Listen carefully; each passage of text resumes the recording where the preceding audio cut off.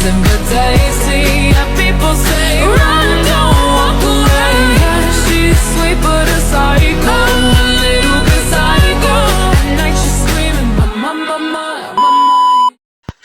Stunting merupakan gangguan pertumbuhan yang biasanya terjadi pada balita sebagai akibat dari kekurangan nutrisi yang ditandai dengan panjang atau tinggi badan anak yang tidak ideal atau cenderung lebih pendek dari anak-anak seusianya. Kondisi stunting biasanya baru dilihat ketika balita berusia 2 tahun. Meskipun kondisi kekurangan gizi terjadi sejak dalam kandungan, saat ini pengetahuan ibu mengenal pentingnya gizi pada anak selama masa 1000 hari pertama serta sanitasi di lingkungan yang cukup buruk menjadi masalah yang seakan diabaikan. Oleh karena itu diperlukan sebuah sistem pakar untuk mendiagnosis penyakit stunting secara dini pada anak. Metode yang digunakan dalam pembuatan sistem pakar pada penelitian ini adalah forward chaining. Sistem pakar memberikan output diagnosis serta informasi, solusi, dan pengolahan data riwayat pengguna.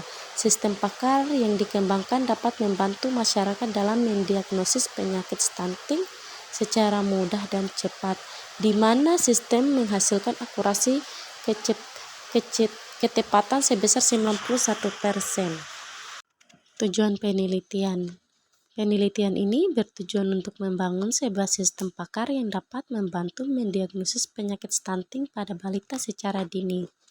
Sistem ini dirancang untuk memberikan diagnosis berdasarkan gejala yang dialami oleh balita dengan menggunakan metode forward chaining.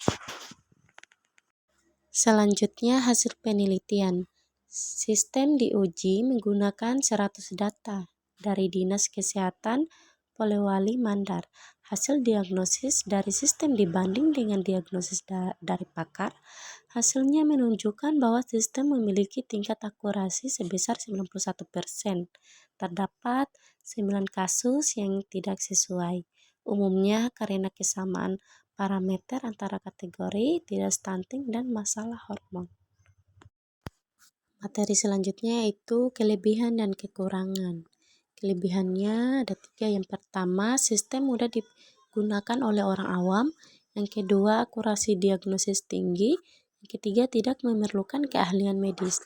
Kekurangannya yang pertama, variabel diagnosis masih terbatas. Yang kedua, perlu pengembangan untuk menangani kasus borderline antara stunting dan masalah hormon.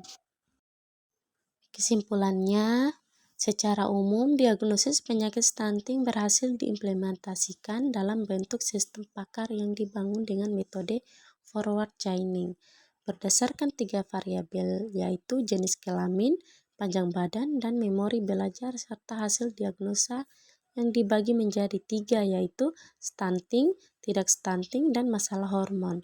Sistem pakar yang dibangun dikatakan layak untuk mendiagnosa penyakit stunting dengan tingkat akurasi sebesar 91%. Sekian dari saya. Itulah materi yang telah saya paparkan. Lebih dan kurangnya mohon dimaafkan. Saya akhiri dengan ucapan Assalamualaikum warahmatullahi wabarakatuh.